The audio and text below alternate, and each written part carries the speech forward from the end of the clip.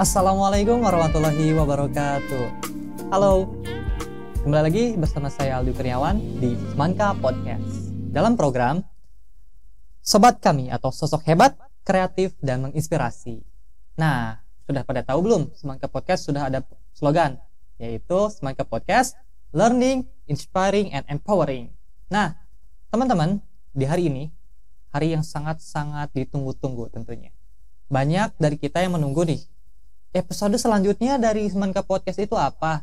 Nah, di sini saya selaku host akan mengundang yang sudah ada di samping saya, yaitu alumni terbaik ya dari SMA Negeri 1 Karangnunggal.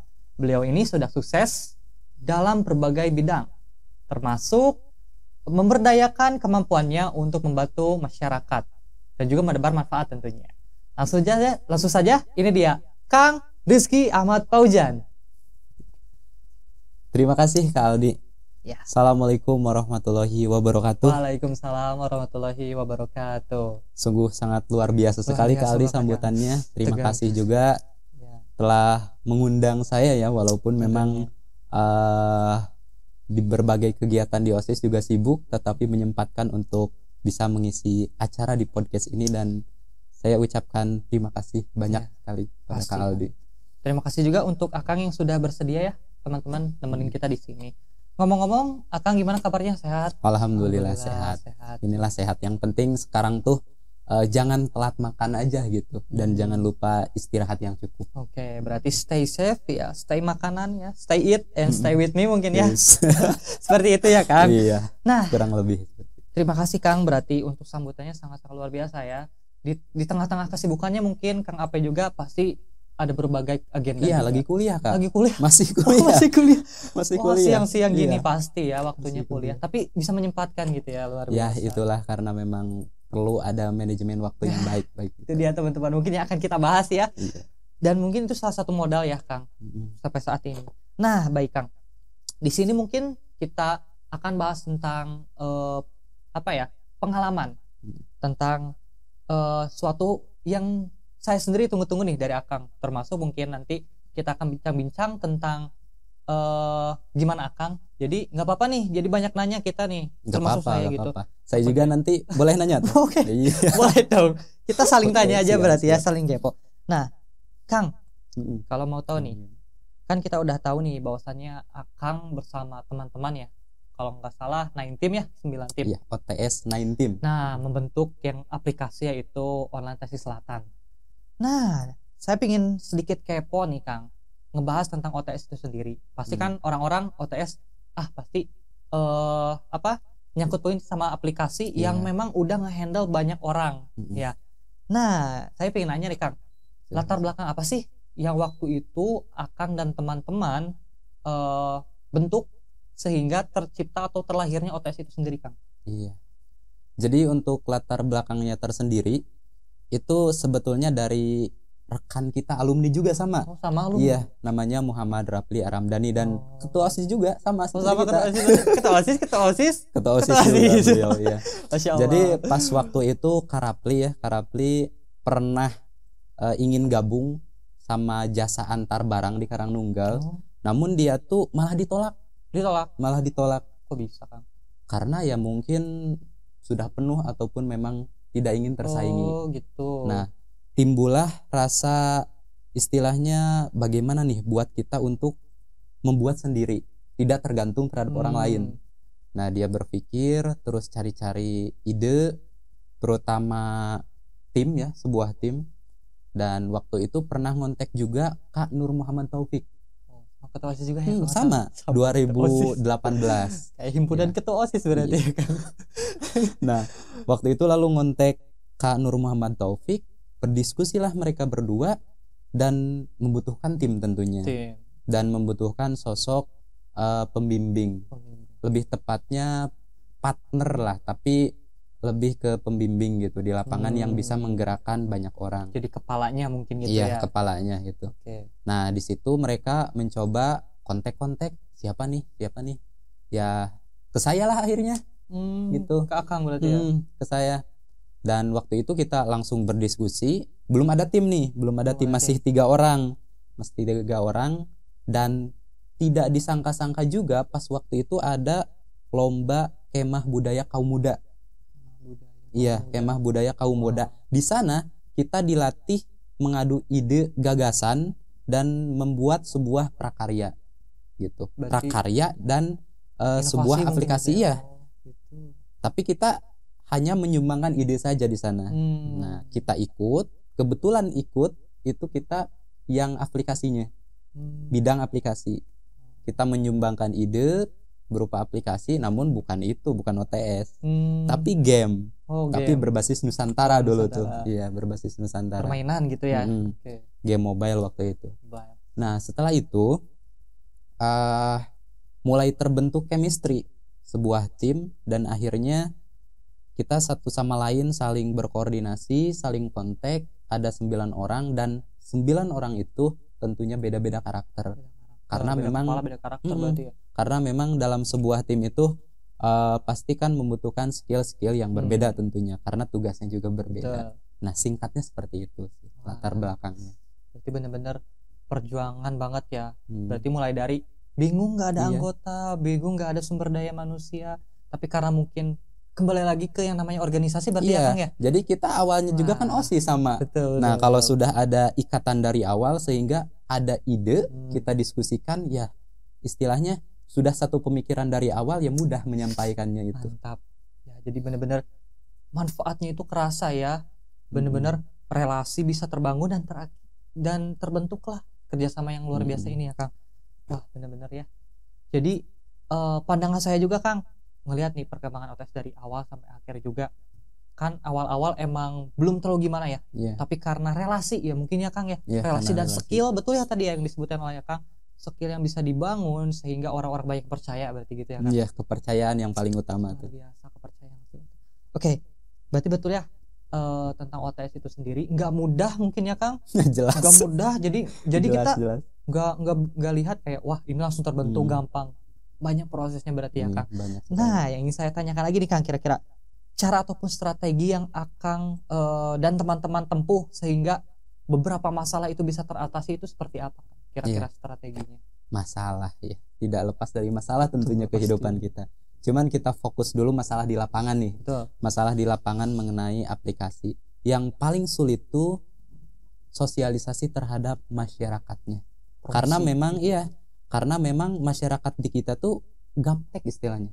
Gegap teknologi. Iya, gagap teknologi. Karena ketika kita mau sosialisasi, malah dianggapnya kita mau nagih lah atau apalah gitu. Minta-minta mungkin ya. Iya, minta-minta. Tapi kalau memang yang sudah aktif di media sosial, oh iya tahu.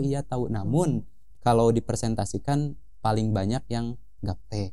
Nah, itu yang sulit. Sehingga kita harus door to door untuk sosialisasi gitu. Turun ke lapangan banget. Turun ke lapangan banget.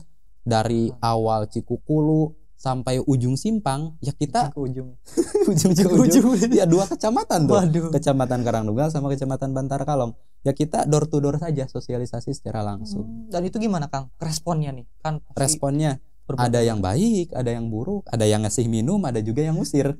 sana nggak minta sumbangan Iya, gitu.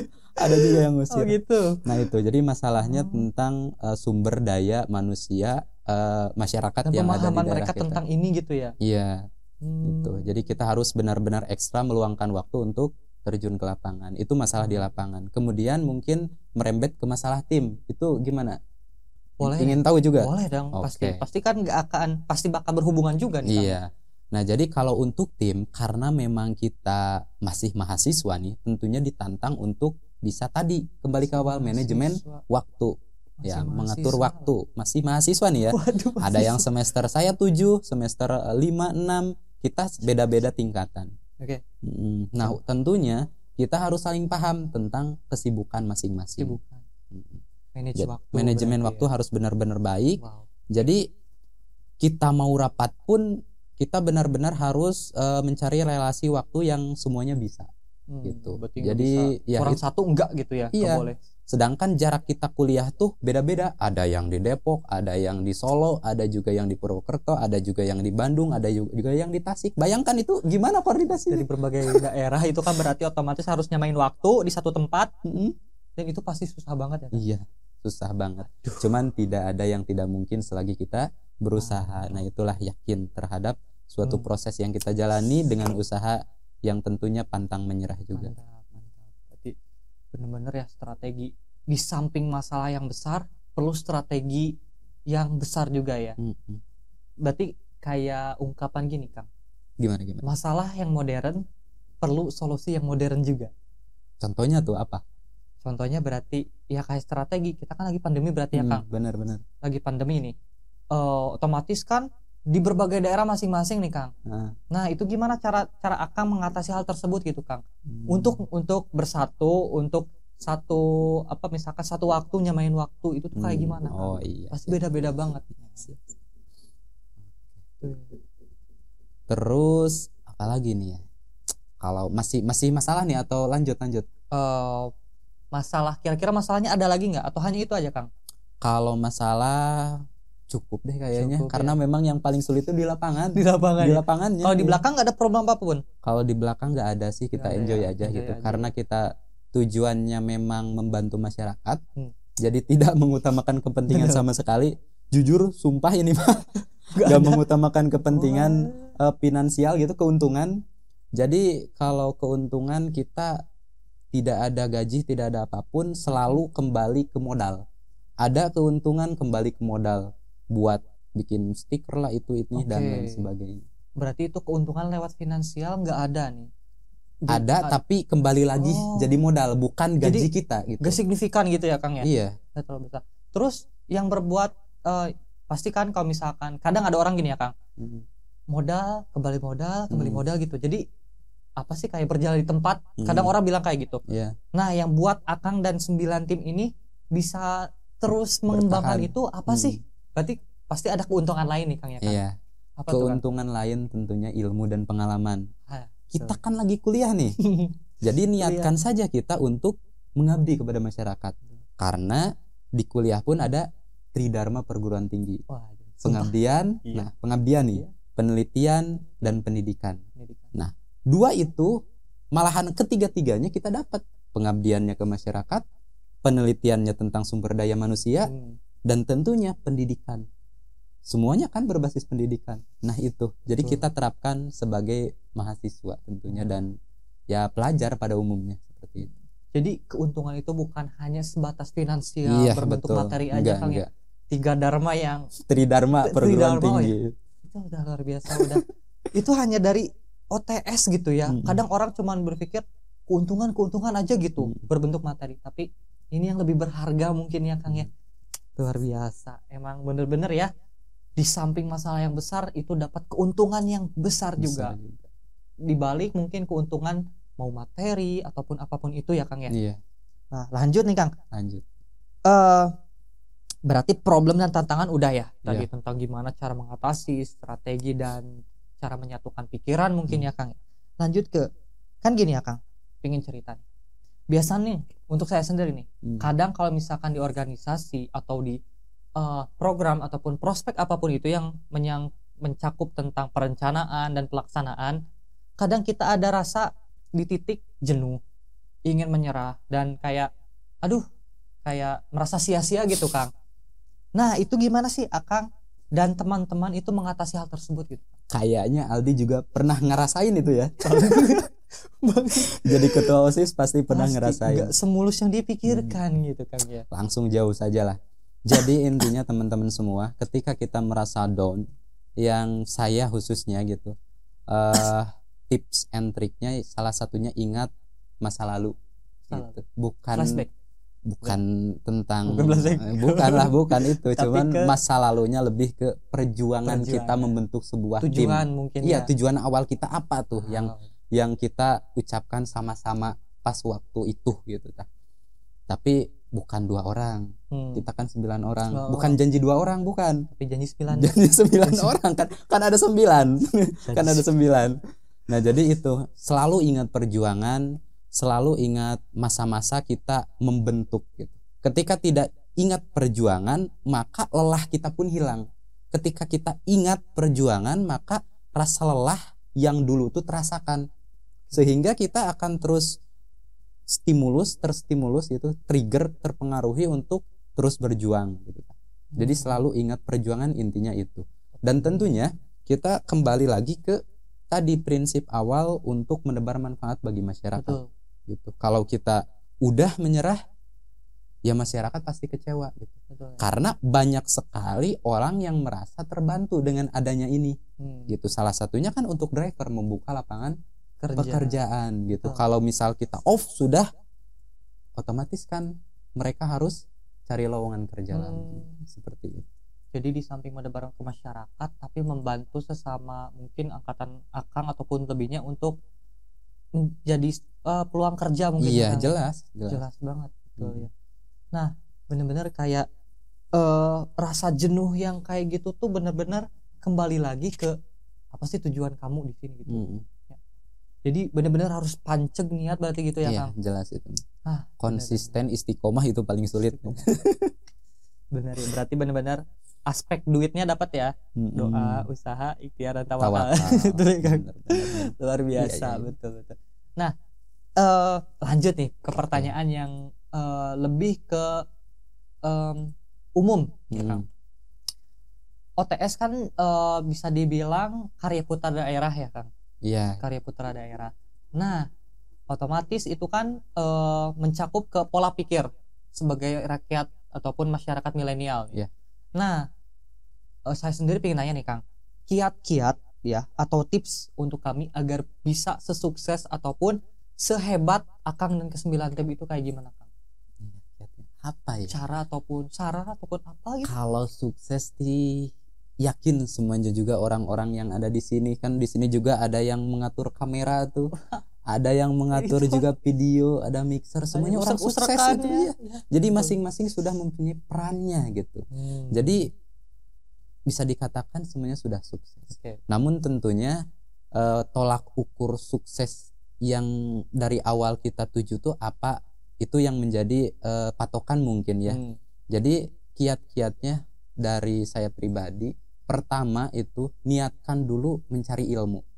Niat cari ilmu, karena saya pernah ingat teman-teman semua, guru ngaji saya beberapa tahun oleh beliau, jadi kalau kamu mau belajar, niatkan benar-benar ilmu dulu gitu yang dicari, jangan kerja. Karena ketika kita ilmu sudah dapat, kerja, duit apapun itu pasti menghampiri mengikuti kita, gitu. Mengikuti kita. Jadi benar-benar niatkan dulu mencari ilmunya. Tapi tetap ya, nafsu itu kan tetap duit ya. Iya, kerja ingin gaji yang besar-besar gitu tanpa ngelihat gimana gitu. Nah, itulah yang harus kita bisa lewati lah, nafsu-nafsu itu. Tapi insya Allah dengan kita terus saling jaga komunikasi antar alumni dan OSIS juga ya, Aldi kan sebentar lagi mau lengser nih. Jadi jaga itu relasi dan komunikasi baik sesama anggota maupun alumni gitu. Jadi bisa disimpulkan kiat-kiat sukses, niatkan dulu mencari ilmu, kesampingkan uang, nanti kerja insya Allah menghampiri kita. Iya, luar biasa ya. Merinding dingin mungkin merinding bercampur aduk gitu. Ya jadi betul ya, setuju banget lah, pasti dari orang hebat ya ngasih masukan gini-gini ke kita itu luar biasa banget ya, Kang. Pasti itu di samping dibarengi oleh niat perjuangan yang besar juga ya, Kang. Nah, mungkin pingin nanya lagi nih, Kang, lebih ke kembali lagi berarti ya, pasti yang namanya aplikasi semacam OTS itu kan lebih kayak pengantar barang atau makanan minum dan beberapa e-commerce bisa masuk ke sana. Nah, gimana sih cara mengatasi persaingan di samping mungkin ada vendor ataupun aplikasi yang lebih populer gitu, Kang? Iya, berarti lebih ke strategi marketingnya marketing. Oke, jadi memang strategi ini dalam sepak bola pun digunakan, apalagi dalam dunia bisnis ada taktik khusus, terutama startup.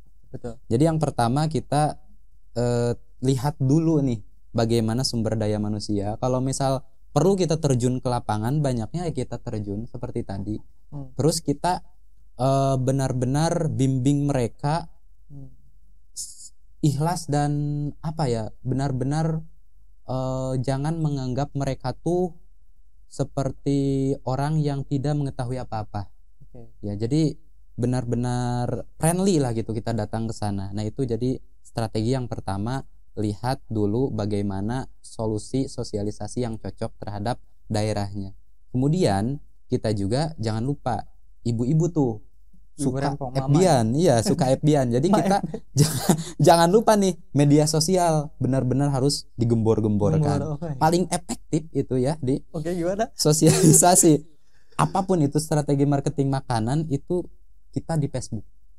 Di Facebook itu untuk kaum ibu-ibu. Kaum milenial beda lagi di Instagram. Nah, jadi semuanya berjalan. Terus di strategi marketing yang lain kita selalu mengasih bonus terhadap drivernya. Setiap misal 5 tarikan nih ya. Supaya semangat kan? Dapat bonus. Itu buat driver. Kemudian untuk customer nih yang suka beli, setiap bulan tanggal 28 kan itu lahirnya OTS nih. Suka ada diskon. Diskon ongkir, potongan ongkir dan lain sebagainya. Nah, itulah strategi-strategi yang perlu kita terapkan khususnya di startup seperti ini gitu. Betul, ya. Jadi di samping persaingan yang besar juga, ini marketingnya juga nggak kalah ya Kang. Iya. Bener-bener wah. Apalagi saya dengar nih kan UTS udah ngejalanin kalau nggak salah 3 e-sport ya Kang. Udah 3 season kalau nggak salah. Bukan, sudah 4. Oh, udah 4. Sudah 4 season. 4 season. Iya, 4 season. Itu tuh targetnya itu berarti udah tercapai Kang. Wah, pokoknya seumur hidup itu. Harus terus ada regenerasi sampai season berapapun gitu. Sampai benar-benar mungkin ke mancanegara. Nganterin lotek ke Amerika mungkin. Iya. Jadi itu salah satu event organizer gitu. Jadi bukan hanya di aplikasinya tetapi di event IO ya, event organizer pun kita terjun ke sana. Karena kita bisa memanfaatkan marketing di sana. Gitu. Buat menarik perhatian anak-anak muda. Gitu. Apalagi yang suka game mungkin. Iya, bener kan pasti mainnya HP. Nah, gitu. Ya kan mobile soalnya kan Mobile Legend, PUBG, Free Fire, bener-bener ya, milenial banget berarti kan. Cara milenial banget gitu ya. Harus bisa adaptasi tentunya kan kita juga sebagai generasi milenial ini. Bener-bener wah sangat-sangat bisa jadi apa ya, tolak ukur lah Kang ya. Kalau misalkan sukses atau enggaknya itu enggak dilihat dari hasilnya, tapi perjuangannya dulu berarti. Gitu. Karena prestasi itu bukan peringkat 1 gitu. Tapi prestasi itu mempersembahkan yang terbaik, bukan mendapatkan yang terbaik. Kita garis besari. Prestasi itu mempersembahkan yang terbaik, bukan mendapatkan yang terbaik. Paham nggak? Paham. Jadi ya persembahkan apapun yang kita dapat semaksimal mungkin gitu. Benar-benar berkontribusi. Niatnya itu harus benar dulu berarti ya Kang ya. Perihal hasil yang kayak gitu pasti bakal mengikuti juga. Betul. Luar biasa ya. Nah, mungkin itu sih Kang yang akan saya ajukan dan tanyakan. Benar-benar apa ya? Ini tuh nggak bisa diukur dengan uang ataupun gimana, tapi pengalaman dan sharing-sharing itu sangat-sangat berharga daripada apapun, betul kan? Iya, betul sekali. Apalagi saya pribadi sebagai mantan ketua OSIS sudah diberhentikan, sudah tergantikan. Tapi alhamdulillah benar-benar bisa menginspirasi ya. Apakah mungkin saya akan gimana ke depannya itu benar-benar, apalagi udah beberapa tahun ke belakang ya ketua OSIS yang sama itu bergabung menjadi suatu organisasi OTS tim. Gitu. Benar-benar bisa suatu hal yang bisa kita simpulkan ya. Kesimpulannya berarti ya teman-teman, Orientasi Selatan berdiri tidak hanya seenaknya mungkin ya Kang ya, nggak hanya semudah itu, tapi perjuangan yang besar juga teman-teman. Di samping mungkin orang-orang hebat yang ada di samping saya ini nih, bersama ke-8 orang lainnya berarti ya Kang ya. Perlu disebutkan gak ini? Perlu banget dong. Perlu ya. Tadi belum kan? Berarti yang tadi kan baru 1 ya, Arapli. Terus Nur Muhammad Taufik. Baru 2 tuh. Baru 2. Nah, 6 lagi nih. Dipersilakan. Jadi yang selanjutnya itu ada Devita Sari. Ya, teknik perkapalan tuh di UI ya, di Depok. Mantap. Terus Alna Nurani Latif, kedokteran tuh UNS. Wow. Terus Hopi Hopipah, UIN Sunan Gunung Jati, bimbingan konseling Islam. Baik. Terus Ada Rahma Nur Adiati, itu Politeknik Triguna Tasik, manajemen bisnis. Mantap. Udah 4, berarti berapa lagi nih? 2 lagi. Oh. 6. Terus ada Siswanto. Ya, Siswanto Siswanto. favorit Itu saya.